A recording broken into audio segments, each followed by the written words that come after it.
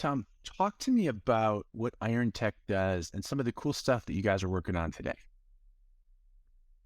We're working a lot on artificial intelligence. And, now with Chat GPT, I'm sure everyone's played with that. If you haven't, it's awesome. Again, go on YouTube and find some videos that gives you some tips and tricks that you can do with it. I did that a few days ago. And it's like, wow, I didn't know it would do this. And, but what we're seeing is we're starting to see a lot of interest in the criminal hacking world in it. And so when you think about con jobs and psychological manipulation, one of the things that I stress to the layperson is, the majority of these attacks are not Colonial Pipeline and JBS, or the Pentagon or whatever. They're highly automated. They're done with bots and they're done at scale. They'll blast out 100,000 emails to, say, all the attorneys in New York State, members of the bar of New York State. And they don't know who they are. They don't care who they are. And it's all automated beginning to end. They just want the money. They're thinking in conversion rates.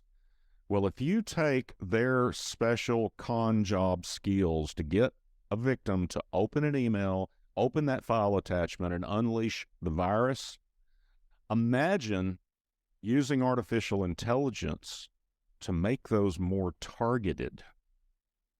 So the email, in old school, the from address would be like, from, I don't know, West Law, I think is a big supplier to the law industry. Or it used to be, I know that. And, they'd say something like, well, your subscription, you haven't paid, you've got outstanding invoices, open the spreadsheet and address these immediately, or we're going to cut your service off. Well, that'll shut a law practice down. And so they trigger those psychological things. It's a confidence scheme or a con job.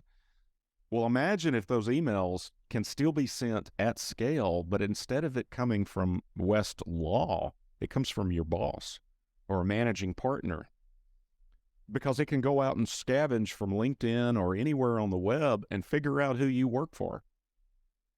And I'm sure there's a million other ways to take that and apply it.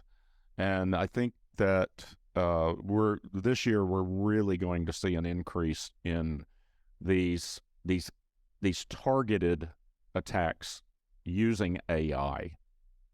And it's going to make the human element even more important to understand that. So, we're a targeted company. Every time we just promoted a guy about a week ago, he went full time. He was an intern, got an operations job.